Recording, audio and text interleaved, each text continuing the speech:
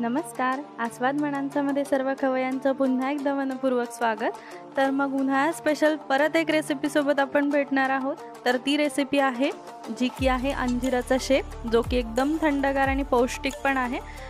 तर त्यासाठी इथे मी 3 अंजीर घेतलेले आहेत, ज्याचा आपण मागचा आणि पुढचा भाग जो आहे तो काढून घेणार आहे। तुम्ही इथे पूर्ण सोलून सुद्धा घेऊ शकता आणि एकदम पिकलेले जर अंजीर असतील तर ते गोडही लागतात। आतून तुम्ही व्यवस्थित कापून कट करून बघून घ्या की त्याच्यामध्ये काही किडे वगैरे नाही आहेत ना, त्यानंतरच पूर्णपणे व्यवस्थित कट करून घ्या। तर हे व्यवस्थित सगळे अंजीर आपण कट करून घेणार आहे।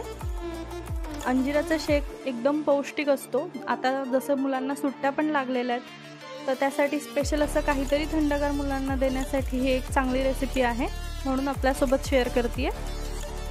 त्याचबरोबर हे अंजीर आता आपण व्यवस्थित बारीक करून घेणार आहे। शेकचं जे भांडं असतं मिक्सरचं, त्याच्यामध्ये आपण हे टाकून घेणार आहे। त्याचबरोबर मी इथे अजून थोडं पौष्टिकपणा येण्यासाठी इथे 7 ते 8 बदाम जे की भिजवून सोलून घेतलेले आहेत।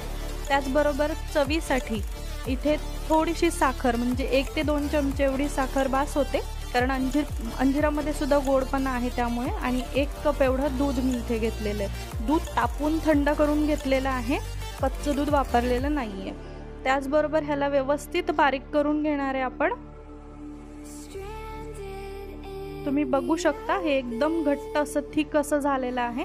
आता हे एकदम सर्व करण्यासाठी थंडगार असं शेक तयार आहे। तर आपल्या ह्या रेसिपीला लाईक, शेअर आणि सबस्क्राईब करायला विसरू नका। त्याचबरोबर आपला जो दुसरा चॅनल आहे आस्वाद मनांचा आर्ट अँड क्राफ्ट, त्याला सुद्धा विजिट करायला विसरू नका।